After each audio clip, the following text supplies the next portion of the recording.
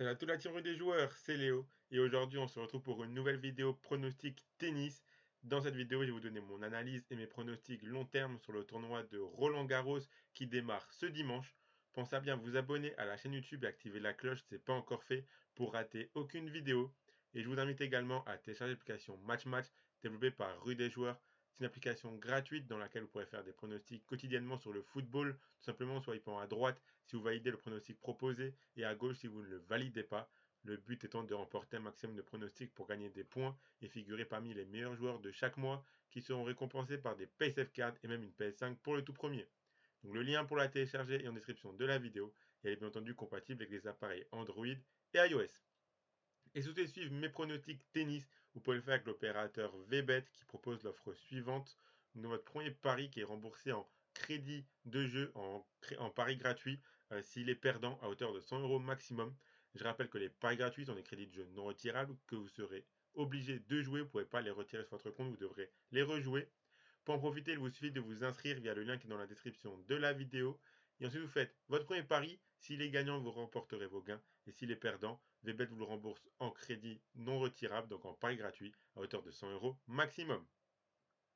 Et je rappelle bien sûr que les paris sportifs et jeux d'argent sont interdits aux mineurs, doivent rester un plaisir et un loisir. Donc misez uniquement en fonction de vos moyens et ce que vous pouvez vous permettre de perdre, c'est très important de le rappeler. Donc ceci étant dit, on va s'attaquer au grand chelem français, ça y est, on y est, Roland Garros. Un Roland Garros très attendu, puisqu'avec l'absence de Rafael Nadal, le tournoi semble ouvert comme il ne l'a plus été depuis longtemps. Comme je le fais pour chaque gros tournoi, dans cette vidéo, je vais analyser le tableau afin de vous donner mes favoris de chaque quart de tableau, ainsi que les joueurs que je vois capables d'aller au bout. Il y aura ensuite, comme pour chaque grand chelem, une vidéo quotidienne chaque jour durant la quinzaine sur les matchs du lendemain. Si j'ai le temps, j'essayerai d'en faire une dès ce week-end, mais si ce n'est pas le cas, les vidéos quotidiennes démarreront dès lundi prochain. Donc pensez à bien vous abonner à la chaîne YouTube pour en rater aucune. Je vais garder mes habitudes en commençant par le tournoi féminin, en respectant le même plan que lors de chaque tournoi. Donc si vous avez regardé mes vidéos d'analyse des précédents tournois, vous ne devriez pas être perdu. Donc on va directement attaquer avec le tournoi féminin. Donc on commence par les joueuses à surveiller. Donc ce Roland Garros sera également très intéressant à suivre du côté des femmes, car le tournoi semble encore plus ouvert que du côté masculin. En effet, on a 4 joueuses qui dominent ce début de saison: Swiatek, Sabalenka, Rybakina et Pegula. Ce sont les 4 plus constantes pour l'instant. Seulement sur terre battue, on le sait, tout peut arriver. Et la seule parmi les 4 qui a des références sur cette surface, c'est Swiatek. Seulement, elle arrive avec beaucoup moins de confiance que l'année dernière où elle entamait Roland Garros avec un début de saison de folie derrière elle. Cette année, ce n'est pas le cas. Le tournoi de Madrid a été remporté par Sabalenka qui a battu Swiatek en finale en 3-7. C'est intéressant car on a pu voir que Sabalenka a les capacités pour rivaliser avec Swiatek même sur cette surface. Sabalenka qui n'a jamais passé le troisième tour à Roland Garros, c'est peut-être l'année pour elle d'atteindre enfin la deuxième semaine. Le tournoi de Rome a été remporté par Rybakina, qui elle aussi a montré qu'elle pouvait avoir un très bon niveau sur terre battue. Elle a battu en finale une Kalinina qui a impressionné en remportant plusieurs matchs très compliqués. Attention à elle également, car on sait que sur terre battue, elle peut être redoutable. Parmi les autres joueuses qui ont été assez constantes lors des gros tournois sur terre battue, on a Kudermetova qui a atteint les demi-finales des 2 Masters 1000, Ostapenko qui joue bien en ce moment, seulement avec elle on ne sait jamais, on n'est jamais sûr de rien, tout peut dérailler à tout moment. On avait Paola Badosa qui revenait bien mais qui malheureusement a dû déclarer forfait pour blessure. C'est très dommage car vraiment elle retrouvait un très bon niveau. On n'est pas à l'abri d'avoir une gagnante surprenante car les favorites sont assez rares pour ce tournoi de Roland Garros. L'année dernière, c'est Swiatek qui avait remporté le tournoi en déroulant lors de quasiment tous ses matchs. Seulement, je l'ai dit, elle sortait d'un début de saison incroyable et elle arrive avec énormément de confiance. Cette année, ce n'est pas le cas. Donc même si c'est la principale favorite, je ne serais pas surpris qu'elle ne parvienne pas à conserver son titre. Coco Gauff était en finale, mais vu son début de saison, je ne la vois pas refaire une telle performance. Avec tout ça, si maintenant on regarde le tableau du tournoi et les différents quarts de tableau, donc on commence par le quart de tableau numéro 1. Dans le premier quart de tableau, on a la favorite Iga Swiatek qui pourrait avoir un premier match compliqué en huitième de finale contre Krejcikova par exemple. Je pense que son tournoi pourrait commencer à se corser à ce moment-là. Au premier, deuxième, troisième tour, ça devrait dérouler. Mais je la vois tout de même atteindre les quarts de finale. Attention ensuite, car si elle affronte une Kalinina ou une Kudermetova en quart de finale, la Polonaise pourrait se faire surprendre et éliminer. j'ai quand même envie de donner un avantage à Iga, car elle a l'habitude de remporter des matchs en Grand Chelem, mais attention quand même à Kalinina ou Kuzermetova, qui peuvent créer une petite surprise dans ce quart de tableau. Dans le quart de tableau numéro 2, je vous l'affiche, le voici. Donc on pourrait avoir un beau huitième de finale entre Rybakina et Alexandrova. Je vois Rybakina se qualifier en quart de finale. Face à elle, ma grande favorite est Ons Jabeur, qui doit faire un gros Roland Garros avec la déception de l'année dernière et sa défaite au premier tour. Elle a été blessée durant ce début de saison, elle n'a pas pu défendre correctement ses points à Madrid et à Rome, mais elle a eu le temps de se reposer et de faire le point mentalement et physiquement. Selon moi, Jabber a un bon tableau pour se qualifier en quart de finale grâce à son très bon jeu sur terre battue. Par contre, je vois Rybakina remporter ce quart de finale si on en a un entre Rybakina et Jabber. Je pense que Rybakina est légèrement au-dessus, donc c'est elle ma favorite pour ce quart de tableau numéro 2. Le quart de tableau numéro 3, le voici. On a déjà un très beau premier tour entre Sakkari et Mukova. La gagnante de ce match aura toutes ses chances pour ensuite atteindre le quart de finale. Moi, je donne un avantage à Sakkari. En face, honnêtement, Pegula a un parcours à sa portée selon moi. Même si elle peut avoir des matchs compliqués contre Mertens, Potapova ou Linda Fioritova, par exemple, je vois Pegula capable de s'en sortir et de se qualifier en quart de finale. Ensuite, entre Sakkari et Pegula, savoir qui l'emportera, c'est très compliqué selon moi. On attaque le dernier quart de tableau WTA. On a évidemment Caroline Garcia qui a un premier tour abordable, mais qui risque ensuite d'affronter Blinkova. Blinkova qui réalise cette semaine un très bon tournoi à Strasbourg, donc elle arrivera en confiance et s'est qualifiée aujourd'hui même pour la finale. Pour jouer ensuite Svitolina ou Trevisan, selon moi, je vois bien une Vondrousova se frayer un chemin dans ce quart de tableau le plus ouvert. Je pense qu'elle a ses chances pour atteindre les quarts de finale. En face, on a Sabalenka qui normalement ne devrait pas avoir trop de difficultés à se qualifier en quart de finale. À part Gracheva, qu'elle risque d'affronter en huitième potentiellement, je vois pas qui peut l'arrêter. Et même face à Gracheva, je vois Sabalenka gagner sans trop de difficultés. Dans tous les cas, je pense que Sabalenka a le tableau pour remporter son quart de finale et atteindre le dernier carré de Roland Garros et réaliser pour la première fois de sa carrière un très bon tournoi en France, un très bon grand chelem français. Je pense que elle a le tableau pour, elle a le niveau pour. C'est vraiment ma favorite dans ce quart de tableau numéro 4. Donc je le récapitule pour mes gagnantes de quart de tableau, pour mes favorites pour les différents quarts de tableau. Pour le quart de tableau numéro 1, je vois bien Swiatek le remporter, même si attention à Kalinina et à Kudermetova qui peuvent créer la surprise, mais je laisse la polonaise ma favorite. Pour le quart de tableau numéro 2, je pense que Rybakina devrait s'en sortir et atteindre les demi-finales sans trop de problèmes. Le quart de tableau numéro 3, je vois bien un quart de finale entre Sakkari et Pegula. Et ensuite, je pense que savoir qui gagnera ce match, c'est très compliqué à savoir pour l'instant. Donc, j'hésite encore entre les deux. Je pense que c'est mes deux favorites en tout cas pour ce quart de tableau numéro 3. Et pour le quart de tableau numéro 4, on devrait voir une Sabalenka l'emporter et s'imposer pour rejoindre le dernier carré du tournoi.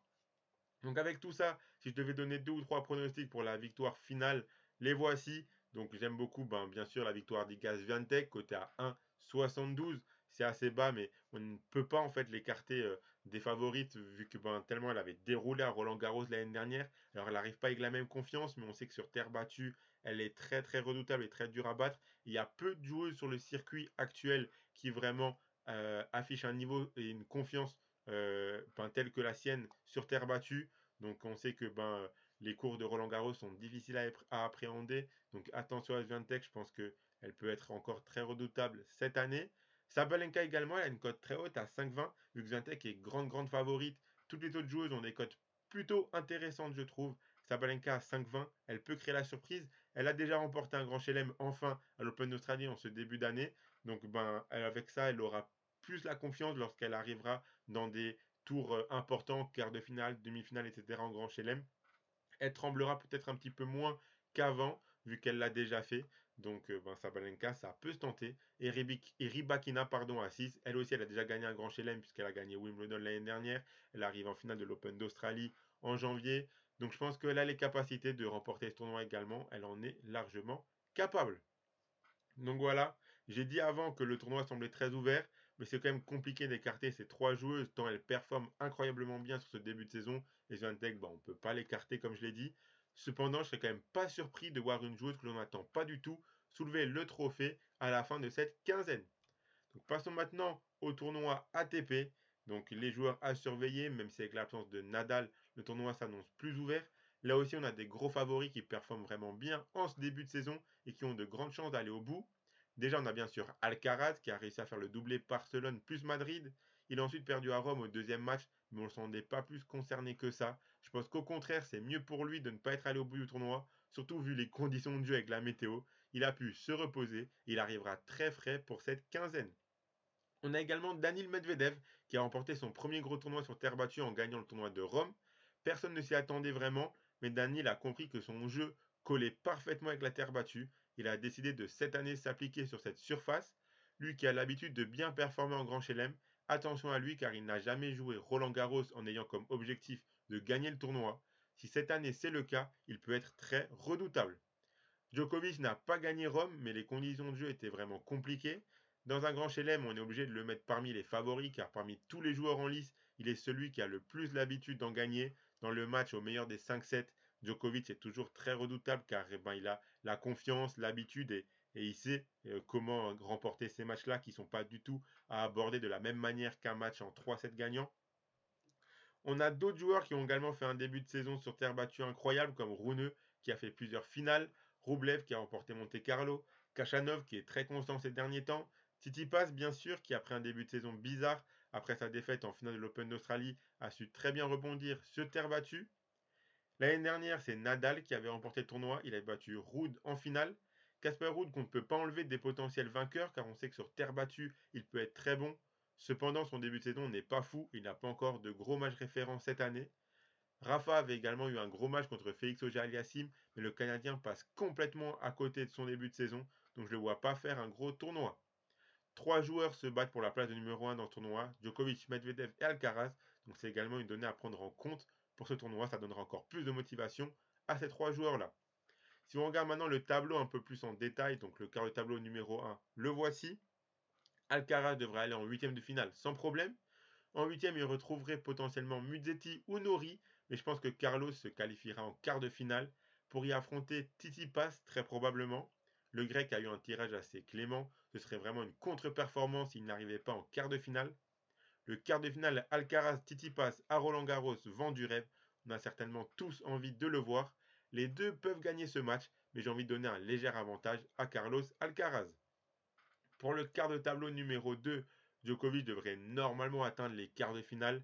Reste à voir si son problème physique au poignet est encore présent, mais je ne le vois pas le Serbe rater son tournoi.